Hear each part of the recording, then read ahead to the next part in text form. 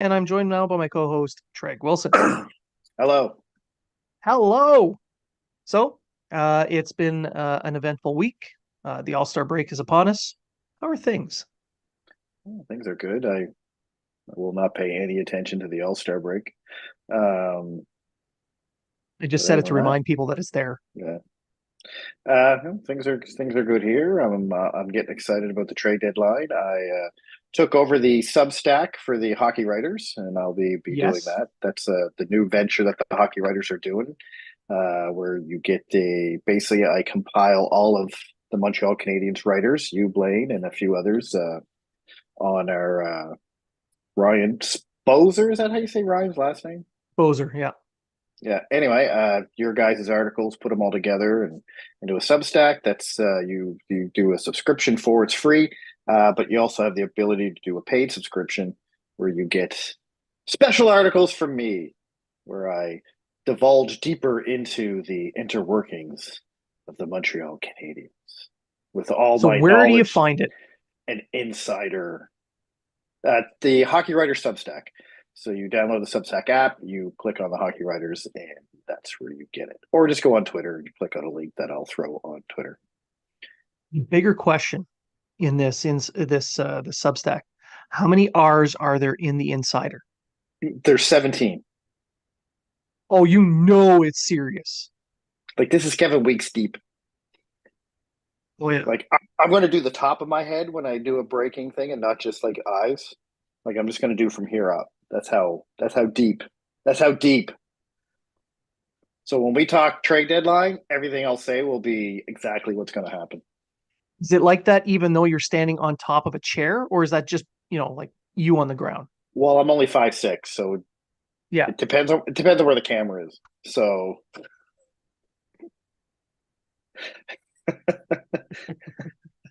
like All this right. chair here, I'll be honest, I can't really put my feet right on the ground because and it won't go down any Just lower. kicking It your feet. sucks. Doot, doot, doot, doot, doot. I have to make sure the wheels, the bottom of the chair is set up right so I can put my 2 feet on them.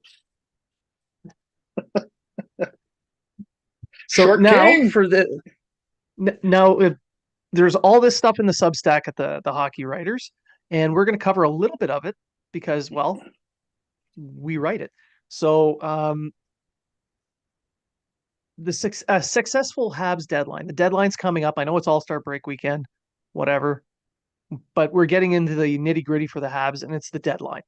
Um, we'll get into what a successful deadline is, but let's start off with the Lindholm trade and how that affects the value for Monahan, who is definitely being Yes, my insiders tell me, traded. and anybody who has a logical brain in them will know that Monahan is definitely being traded. So it doesn't take an insider to figure that one out. And now, a couple of weeks back, the talk was the Habs would be lucky to get a second for Monahan, which neither one of us agreed with that at the time either. We both felt a first would be the target.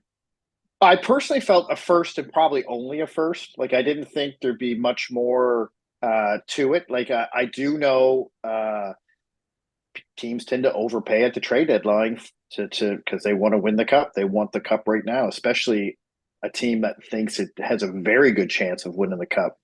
Um, but when you look at the Lindholm deal and you look at the fact that Monahan's pretty much having a better season than Lindholm on a crappier team, uh, yeah, first may not do it for, and we know Ken Hughes does not really back too far down from what he wants.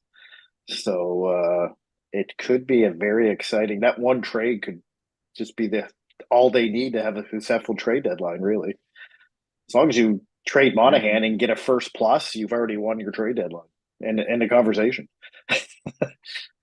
Well, you look at what Lindholm had, and let's be honest, Lindholm was clearly the top center available at the deadline, and now he's gone. He's off the board. He's gone to the Canucks, and the Canucks got a first round pick, a well, the Canucks, the Flames got a first Flames. round pick. They got Kuzmenko, who is a decent NHL player. They've got a I guess an A minus prospect in Brzezinski, the defenseman in the OHL, who is putting up tons of points. I think he's third in the league for points. Anyway, so he's ripping it up there, but defensively there might be some issues. But whatever, he's a D+1. Um, Yanni Yurmo, another prospect, and a conditional pick. So you look at that for a guy who's having a down year. Now the center market is very, very thin. It's essentially Monahan and a couple of others that may or may not be available. I don't see a second round pick pulling it off this time. Well, like you said, Lindholm basically got a haul. Like Kuzmenko, we knew he was on the block. We knew Calgary wanted to trade him, or not Calgary. I'm doing what you're doing. Vancouver wanted to trade him. He had 21 points in 43 games, but it came after a season where he scored 39 goals with 74 points. So he was kind of, for a team as good as Vancouver is, he was kind of not producing the way they had hoped. But that also, I mean, good for Calgary because who knows, maybe pairing him up with Kadri when he comes back from injury or something like that will make him better. Changes the whole change of scenery thing. But the thing about Lindholm is Lindholm's also good at making players around him better.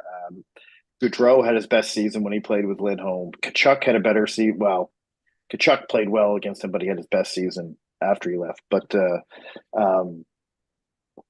so yeah, so now we have Monahan, who has 13 goals, 35 points in 49 games, where Lindholm had 9 goals and 32 points in 49 games. So they're basically, and Mount Monahan plays on a worse team, playing literally on the third line with Armia and Safkovsky now, which, by the way, the last 2 games has been a great line. And we can talk about Armia later, but I think Armia is having a great season for the Canadians, considering. I wouldn't say great, but a good season considering. Um, so really, you look at what he got, and you look at Monahan's numbers, and you look at where he's playing. The fact he can play the wing and be just as effective as he is as a center. He can play on the penalty kill. He plays on the power play. He's like fifth in the league in face-off percentage with 55%. Yeah. Yeah, if you're not getting a first plus for him, that's kind of a loss, I think. Even though they got him Considering. for essentially they took a first round pick just to take him. So Right. anything more you get is gravy. But like you said, the way he's been playing this year, how he impacts the game at every single stage, in every situation, at the end of games, at the start of games, when you need to go, when you're down to go, all of it. He could impact a contending team in the same way on a third line, perhaps up on the wing on a second line. Like he can move around. He's got that that ability to move around the lineup that Lindholm has a little bit, but Monahan a little bit better Well, in that way. Lindholm's a center. Lindholm's a center, and he's traded to Yeah, be a center. He's going to go to Vancouver and be a center. Monahan's a he's center, going to and if you help. have Monahan as your third line center on a contending team, you're pretty deep, and that's what you want for a good playoff run. But like you said, this is the guy you can move up onto the second or even first line on a wing if you need that extra oomph to get some scoring, or if you need that, or whatever you need. Um, Monahan's the guy. Now there's lots of talk of where he's going to go or who might want him. Um, and I'm open to all of them. Our good friend Jeremy, he's writing an article now about Toronto trading for Monahan over in Editor and Yeah, Leaf. That's Editor and Leaf, the website, not the idiot Editor and Leaf Twitter guy. be very clear. Be Two very clear. different things. Just be very clear. So Um, so yeah, so that shows that even fans of these contending teams are very interested in getting Monahan, Yeah. and it's going to be a bidding war. So here's 2 things. I know I'm rambling on here, but here's 2 things about Monahan that make him better than Lindholm. His contract's only 1 point some odd $1 million. if Montreal wants to retain half of that, you're looking at 500 grand Yeah. for this guy to go through the playoffs. Montreal might do that because it's over at the end of the year and they're not stuck with it next year like they are with Petrie. Um, second, uh, what else? I forget what I was going to say. Uh-huh. And second, Monahan, like we said, Monahan can play anywhere you want him to play, which is another thing on Monahan on Lindholm. And I think he has more potential to be a better player going into the playoffs than Lindholm does. So I think if Hughes just settles for a first, now I think if he just settled for a first, he kind of didn't get enough for what he could get. Um, I mean, I know you did an article not too long ago. Maybe he should go after prospects instead of going after draft picks. Yeah. Um, but with Monahan, you can get both, and I think it could be an A level prospect and not a B level prospect, and a first round pick if you got the right team. Um, I'm not sure if you can get a first and an A level prospect, but I know you can definitely get an A level prospect and some kind of pick. And that's what I would definitely be leaning towards because Canadians, they've had a ton of picks already. They've got 22 picks over this year and next. That includes, I think it's five top 60 picks over the next two seasons. So why not try and get a prospect that fits a need? So you've gotten more of a sample size that you can assess them, see where they fit, and maybe you get someone that doesn't really fit the other team's program but fits yours. Yeah, they have 29 picks over the next 3 seasons. If they don't, as of right now, they only have 2 picks in the first 2 rounds this season. So that's why I think they may Yeah, the first round pick maybe if they can get it, they're going to go for it. Um, possibly. Yeah, I still think they can get an A level type prospect depending on the team. I mean, if we're talking Toronto, you're looking at Minton or Cowan.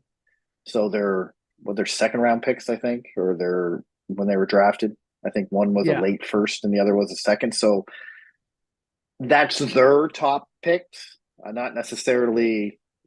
So it will all depend on what team they're dealing with. Like you can't go after.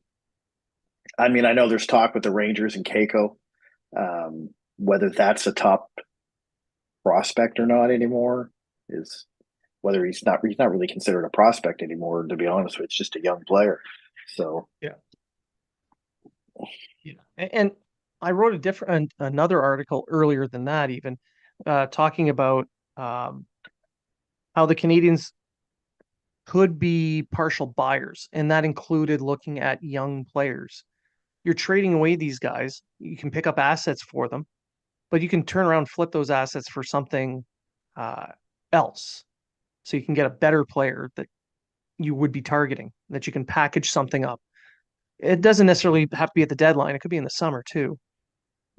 well, that's why I think maybe that's why I'm leaning more towards the first pick because they could do a Yeah. doc type trade at the deadline with that later first round pick, and because it's going to be somewhere in the 20s. We're not looking at you Yeah. know we're not looking at a team that's getting a player just to make it into the playoffs and then they're out in the first round. So you're drafted 17 or 18. We're looking at probably 25 or up if I'm a betting guy on whatever team he goes to. So they could take that pick and something else and trade it down to a lower pick and trade that for in a dock type situation like they did with on the dock night or with Newhook when they traded a late first round pick to get Newhook. I think it was a late first round pick if I'm not mistaken. It was, yeah. It was a late Yeah, one. and they could do that. Um, or they could package something to get another earlier or higher pick in the draft. This draft is defense heavy, um, so it'll depend on how teams are drafting, I guess.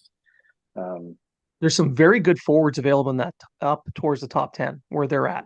well, this is what I mean, this is kind of a different subject, but it kind of all ties in together. But I'm kind of excited about this year because even if they draft at 7, which is I think is where they're sitting right now, Yeah. they could possibly get a Lindstrom and a Demidov and Catton or Iginla, or all depends on who you. I mean, personally, I'm a Lindstrom. I'm going to go with Lindstrom and Demidov if I'm going to pick anyone if they're available. But True. I feel Demidov's going to be gone before that. But you never know because you don't know who's going to take the defenseman because this is a very heavy defensive. And then you have Iserman, who nobody knows really how this guy's going to turn out right now. Before he was like what, Yeah. 1 and 2 to uh, Now he's 7 or 8. Sarabini or whatever the hell his name is, and now he seems to be dropping. So it'll be interesting. Anyway, back to the trade. Monahan first plus is what I'm looking at for Monahan. Could be first plus plus depending on what the pluses are. Yeah. And I mean, we're looking at what would help make a successful deadline. And for me, that's part of it. That's a major part of it. What you get back for Monahan, because he's moving. You need to get something of high value, and you don't want it to necessarily be a defenseman either. You need something to help up front. Yeah, You yeah. need some more. They need scoring. But what else could happen to help the Canadians have a successful deadline, and that's not oversell. You want to keep a couple of veterans. So in my article I wrote on the Substack, the paid article, it was one of those Savard or Matheson. It's what was one of my things because everyone talks. There's a group of young NHL or young defensemen coming up, and you're going to need to make room for them. Savard, in my opinion, is the one. If they're going to trade one at this deadline, it should be Savard, not Matheson, because Savard, I mean, you're going to get a hell of a return for Savard just for the simple fact that he's a bottom pairing defenseman that's playing top pairing minutes and succeeding at his job on a very poor and a very weak defensive Montreal Canadiens team. We have a shitty penalty kill. It would be even shittier. It's even shittier when Savard's not on it. I mean, the man makes more saves than the goalie does on most penalty kills. But the thing with Savard is he can be replaced by what they have now, like a Jaden Struble. Yes, I know one's a left and one's a right, but this is my point is you're still getting that type of player in your lineup. It doesn't really matter. And you have Arbor Jacki, who, if he quits taking the penalties and you can get rid of all the conspiracy theories on Arbor Jacki. I don't think the Yeah. team hates him. If they hated him and they didn't want him, he wouldn't be. I mean, Martin St. Louis, what do you think of him taking bad penalties? I don't like it. Headline: Martin St. Louis hates Arbor Jacki. No, he's a coach that doesn't like a player taking bad penalties. It's hockey. What coach doesn't love bad penalties? I Yeah, mean, they all do. yeah. And the thing with, I mean, Harris didn't play in a week, and the Montreal has a week off. They're going to get him into a game. So, hey, Jacki, you just played the last two. You're sitting. Anyway, enough of that. So they have the players that can fill in. Logan Mayu, even though it's going to be more offensive, he could fill it. Like there's all these young guys, Jordan Harris, Kovacevic, they can all fill in Savard's role and be successful at it. Maybe not to his level yet, but Struble and Gooley are pretty much there. So you have two guys that have with Matheson, who I do agree, you got to sell high on Matheson, and Matheson's high right now. You got to make sure Lane Hutson's ready to step into the NHL and ready to take Matheson's role. Because right now there's Yeah. nobody on that team. There's nobody on that team that can take Matheson's role. I don't care. I get it. He doesn't pass to Slafkovsky. I understand that, but he still knows how to run a power play, right? Even Yeah. though he should pass more to Slafkovsky. He's like the Petrie to Caulfield. I don't know what it is.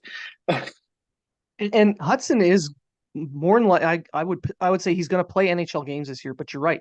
He is not ready to take over that role. Well, we don't know. That's all I'm saying. I don't think he's ready. I think maybe next year, maybe if he starts the season and starts the season in the AHL, gets some games under his feet and moves on. But I mean, he's as soon as his season's over, he's going to get 1 or 2 games here in the NHL just to see how he fits and what he can do. But if he's your guy, and he is your guy, that's going to take that Matheson role, that high offensive defenseman role, you have to make sure he's ready before you get rid of the guy that's already in there. And I know Yeah. some people have said, "Oh, well, Gooley or Harris," or we already know Harris and Barron are not ready to take on that responsibility. If they were, they would be playing. Harris wouldn't be scratched all the time, and Barron wouldn't be in Laval. So yeah, so that's why I think if they're going to trade one of the defensemen, and they don't have to trade either one of them.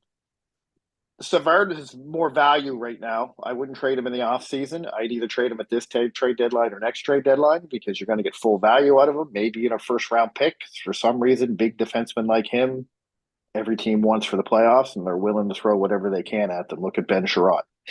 Um, Yeah. Look at Tampa Bay with David Smart. David Savard, yeah. Tanner Janot, a fourth liner. They gave up like 40,000. It was like a CHL friggin' trade. There was like 8 draft picks.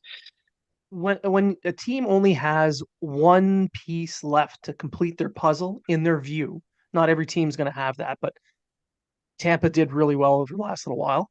But if they're only missing one piece, they're going to pay handsomely to Yeah, get that. They want to guarantee they get what they want.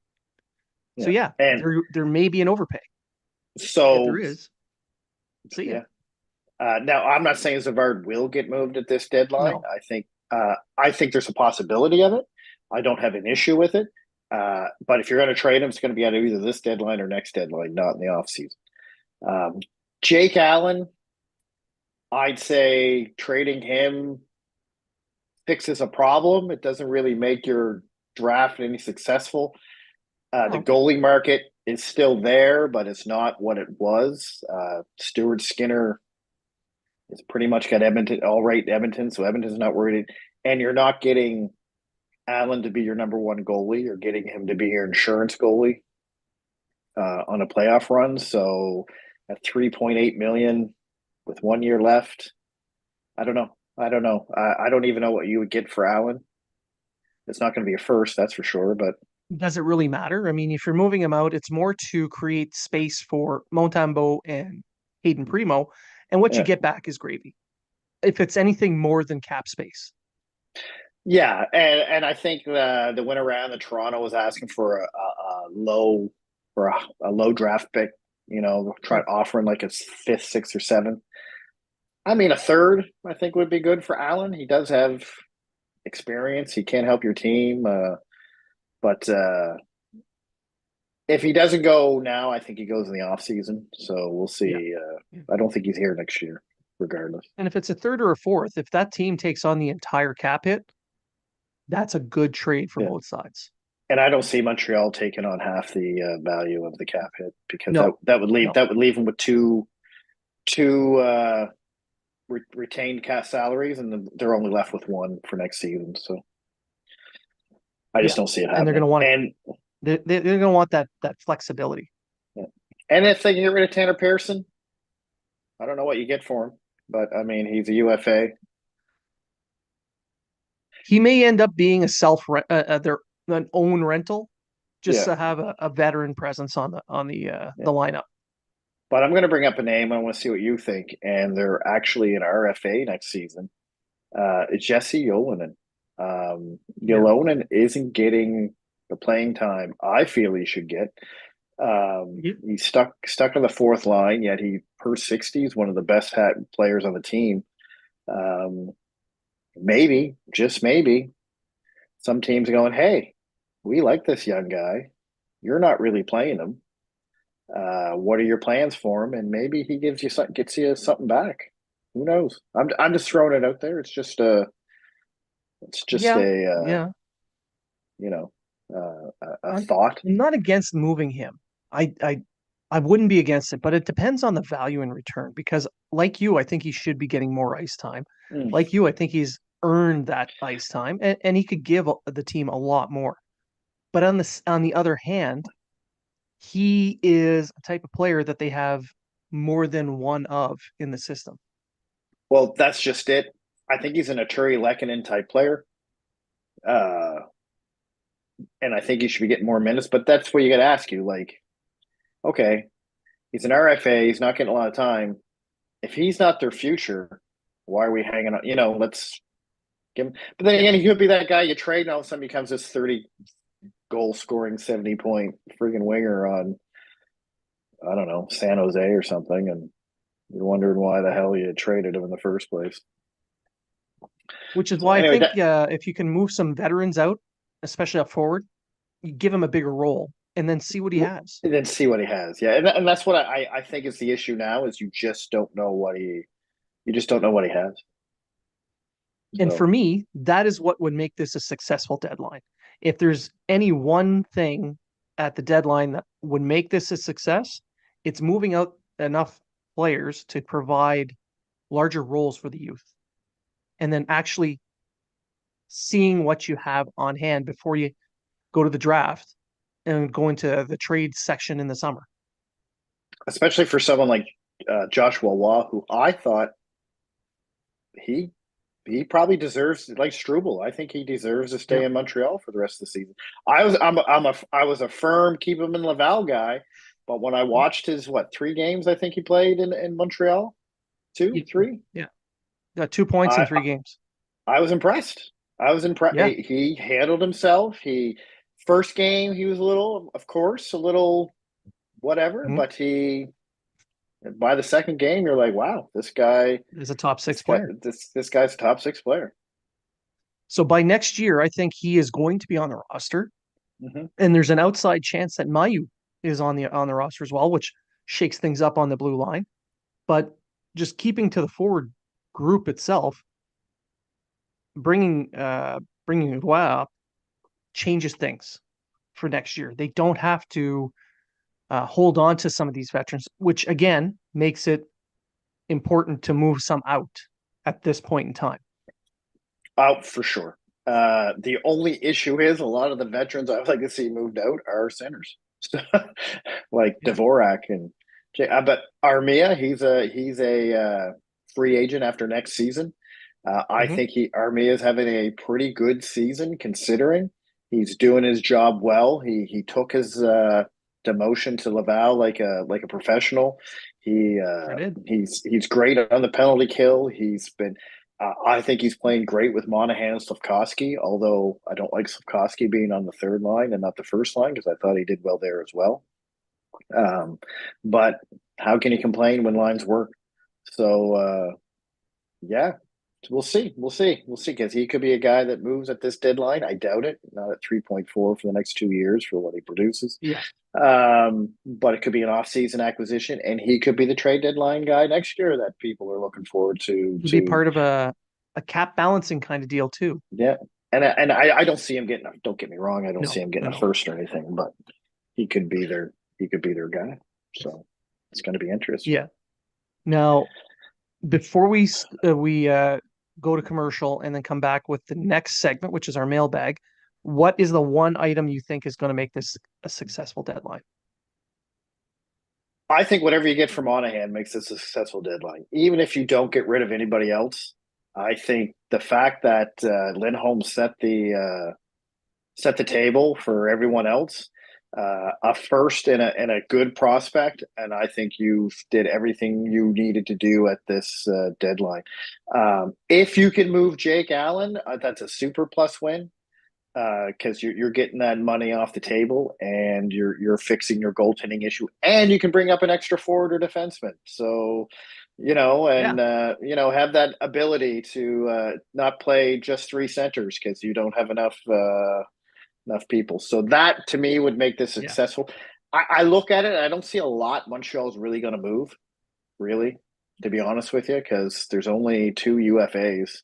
Well, three if you count Chris Weidman, but he's on Robidas Island. So, um, with Well, a no, he's legitimately hurt. with a bad back. He's legitimately hurt. Otherwise, he'd be pushing for a job. Yeah. But so to me, yeah, get rid of Allen and whatever you get back for Monahan, and you've had a set. The opposite of what happened last year, where they did nothing. So Yeah, yeah. So a successful deadline is the anti 2023 deadline. correct. All right, so we'll end there. We're gonna go to a commercial break, and then when we come back, we're gonna answer the mailbag questions. We got a couple of really good ones, so enjoy the commercials.